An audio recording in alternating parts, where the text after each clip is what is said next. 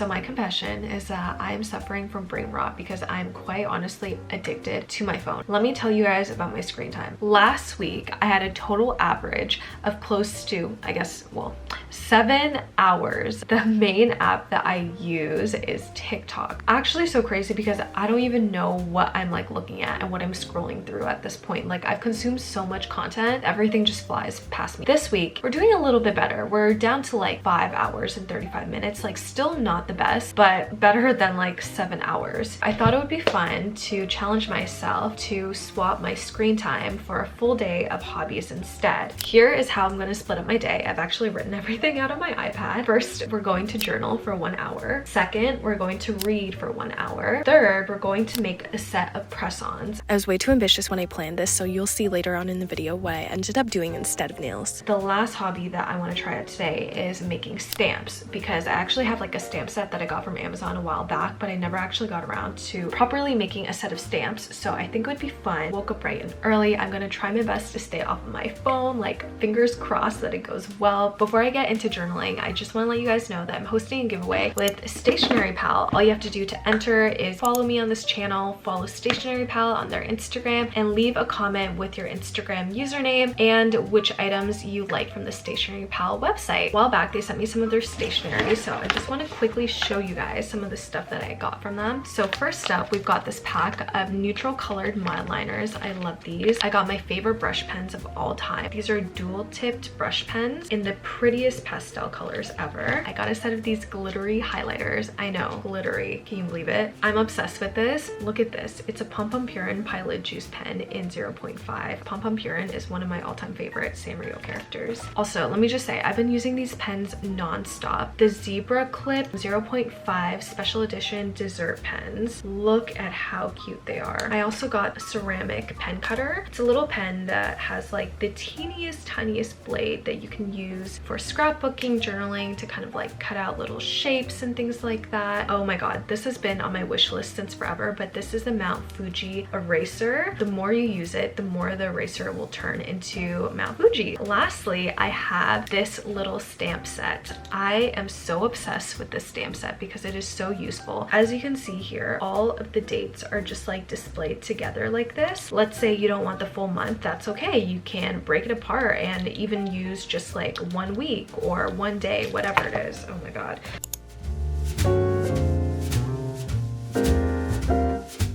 I have all my supplies laid out on my desk. Got my pencil case, this box that's filled with more stickers, of course, can't seem to have enough, my sticker binders, journal, and this color dictionary, which I will talk about in a second. This is called a dictionary of color combinations, and essentially it's a little book that's filled with a bunch of color palettes. Now, I know that some of you guys are probably going to be like, but wait, you can just go online and basically do the same thing. And you can. If you want to follow along with me while I'm about to do this, then feel free to just search up like a color palette generator website. I think there's just something so nice about being able to hold like a little physical book and to be able to do all this like tangibly in your hands. What I'm about to do is close my eyes, flip to a random page in this book, and whichever page I land on will be the color palette that I will be using for my journal page today. This is just like a fun little creative exercise if you don't really know how you want to lay out your page, what colors to use, what stickers to use. Started doing this as like a series on my Instagram reels and a lot of people loved it, so I'm gonna do it again today. Closing my eyes and flipping to a random page.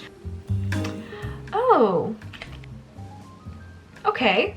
A part of me is not that happy with this color palette, but at the same time, I can't say much because that is where my finger landed. So this is the one that we're gonna go with. I'm going to set a timer for 1 hour. Here we go. First order of business, I have to look for stickers. This is typically how my journaling routine goes.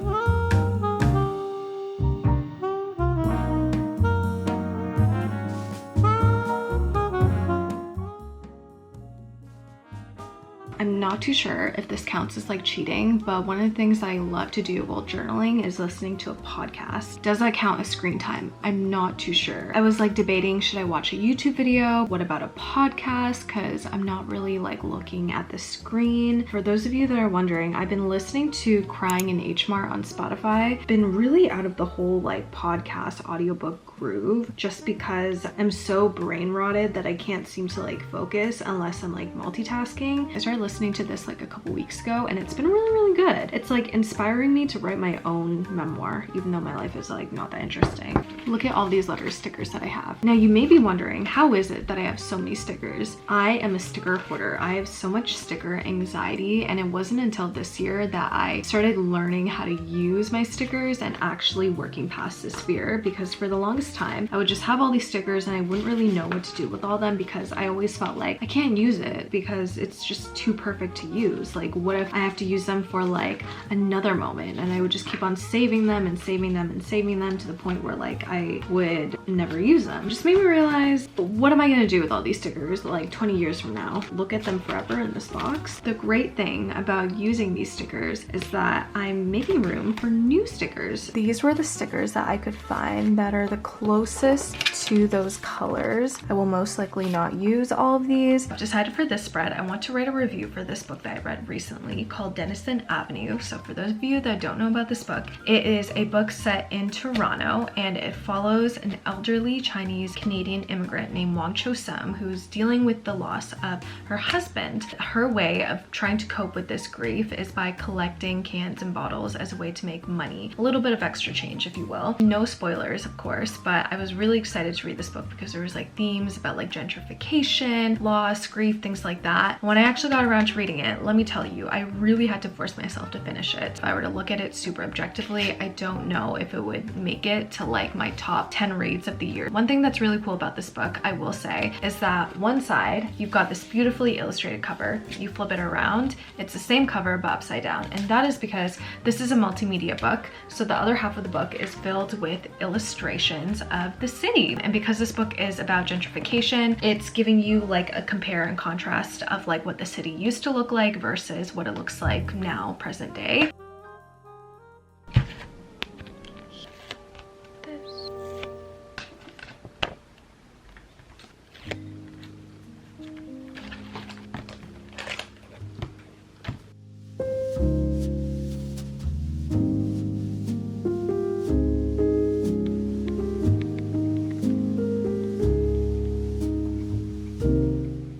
Is a finished spread.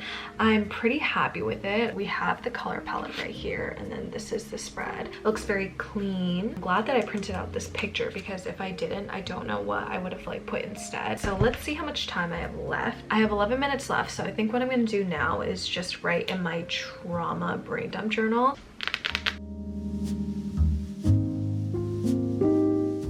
Okay, we are done. Now it's time to read for 1 to 2 hours. We've got 2 book options here. First up, we have Tomorrow, Tomorrow, Tomorrow. A lot of people that I know have said that this book is really good. It's about these 2 childhood friends that ultimately bond through their love of video games. Many years later, they form a video game company and their video game is super successful. I started reading this before, like a couple weeks ago. I'm not at that part in the book where I feel super invested in the story. The reason why I wanted to read this book in the first place was because I'm a huge video game lover. Me and my boyfriend both really love video games. He's a video game dev. Thought it would be really interesting to read this together. And of course he gave up. So now it's just me reading this book by myself. I have a backup book on the chance that like I don't really get invested in this and I want to give up. I've been seeing a lot of people talk about this on TikTok. It's a YA fantasy novel. I don't know too much about it other than that.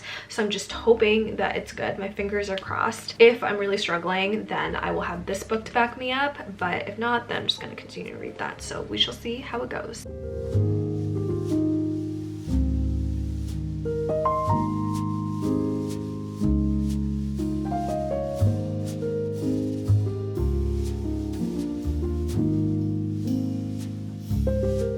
I set a timer for 1 hour. We'll just do like a check-in at the end of that to see how I'm feeling about this book.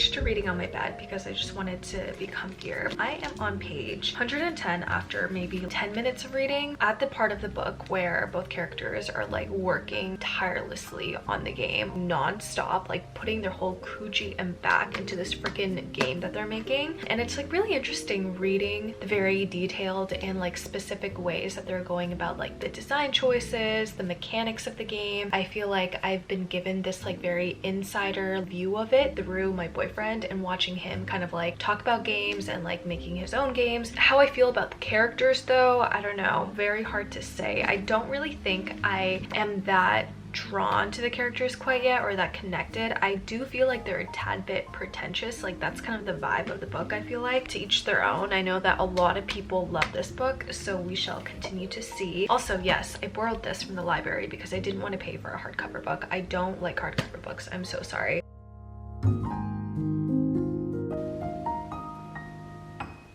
We just came to the 1 hour mark and I am very happy to say this book does get a lot better, and I do feel myself getting more sucked into like the characters and like the plot and everything, and I do feel like it gets way more interesting. For the second hour, I think I may just continue reading this, to be honest. Once I get into the reading flow, I don't want to break out of it and start like a whole new book entirely. It's often really difficult to get into a reading flow these days, so I just want to take advantage of that. Reach the halfway point with this book. This book will like continuously just like time jump in between and they won't tell you, so then you kind of just have to figure it out for yourself. It's a little bit like confusing to me at times, but I think it's just because I'm illiterate and it's hard for me to follow along. Very, very interesting to see everything like interwoven together. I honestly think that the author did a really good job with making sure that with these time jumps it doesn't become too confusing and it makes sense. I just knew that the moment I got into like a reading flow that it would not feel like 2 hours, because that's just like how it feels when you find like a book that you really like. I got this set off of Amazon, and I initially got it because I wanted to make a bunch of stamps for my polymer clay pendants, but what ended up happening was that the designs that I tried to etch onto here, they're way too small. It was like almost impossible for me to like get all of the details with this little tool. It comes with a whole bunch of these rubber pads. It comes with this tool right here, I don't know what it's called, and all these different attachments, along with the roller tool, which I haven't used yet. Not my nail just popping off in the middle of a video.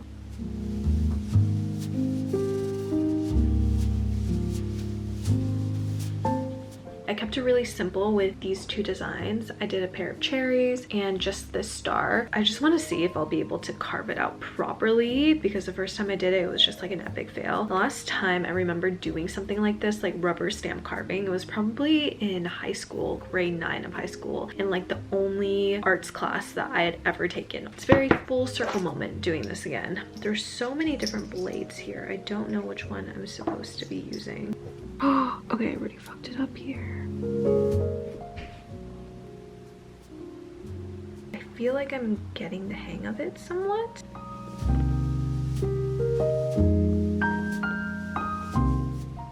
This is what it's looking like so far. I'm going to do ink pad test to see which parts I need to cut away. Oh. Right, it's really not bad. You can see the little mark that I made by accident over here. This is what it's looking like so far. This is already like 20 times easier than the cherries. This is looking pretty clean so far. It's gonna take a small little break right now because I have to go FaceTime my friend, but after that we will resume the hobby day. It's like way later in the night now. My call with my friend ended up taking way longer than expected. I haven't caught up with her in like so long, like she's literally in Australia right now. Anyways, I finished carving out the little star, so now for the moment of truth, I'm just gonna do the stamp test. Voila, there it is. I love it. It was more difficult than expected, but honestly so fun and well worth it. I'm gonna be using these for journaling purposes now. I know that I initially said that I wanted to do my nails, but genuinely I don't think I have the energy left for the rest of the night to spend potentially 3 hours like perfecting a set of press-ons. So I'm gonna be switching my nail hobby to my gaming hobby for the night because it's just like one of my favorite ways to wind down. I actually would love to show you guys this game that I've been completely obsessed with these past couple of weeks. Just booting up my PC. Let me know if you want a desk tour. Logging on. Confession, I have been uber obsessed with the whole Fallout franchise ever since I watched the Fallout Amazon Prime show. In the middle of watching that show, my boyfriend actually ended up introducing me to the whole game franchise, which is what the show is based off of. I inevitably fell in love with Fallout 76 because of the customization, the fact that you can do so much, and I'm just like a huge lover of MMO games. Like, I've been a MapleStory girly since day one. Initially, I couldn't really get into it because I'm like, oh my god, this aesthetic, this like post-apocalyptic aesthetic, I don't know if I'm a fan. But then I started really warming up to it and I was like, wait, this is really fun. Like being able to decorate my camp and stuff. Okay, I'm here for it. Let me give you like a really janky camp tour. Here we are. I hope you guys don't mind that I'm recording it like this. I could also screen record, but I feel like it's a vibe when you see it like this. POV, you're playing Fallout 76. Still have to go about like remodeling and fixing this, but right now I'm kind of like in a state where I'm just plopping things that I like find. I've got like a fence here.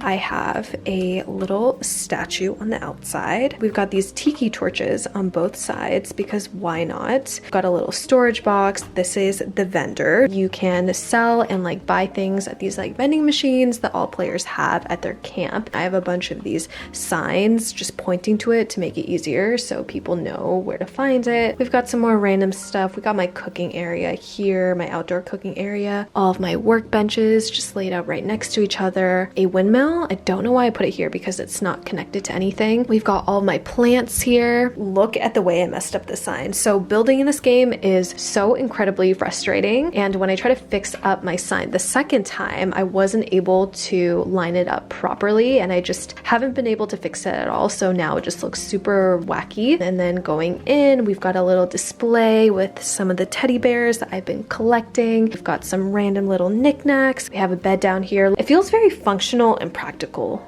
my space, I think. Like I said, it's a work in progress and I'm probably gonna go about fixing everything again, but this is just what it looks like. I'm like so obsessed with playing this game. That is basically it. That is my Fallout 76 camp tour. This is probably what I'm gonna be up to for the rest of the night. That's definitely gonna meet my screen time of 6-7 hours. That's gonna conclude this video here. It was definitely really challenging. Like, I did not film all the parts throughout the day where I was dying to just be on my phone and to check notifications. At the end of it, like, I still managed to do a whole bunch of things that I feel like I wouldn't have done if I was on my phone. This is your sign to go do those hobbies that you've been putting aside for the longest time. Like, do it now, okay? Do not get distracted. Do not go on your phone. Thank you guys so much for watching. Hope you guys enjoyed this video. Let me know if you want to see more videos like this. Definitely be making more hobby videos just because I'm in my hobby girl era. I'll see you guys in the next one. Bye.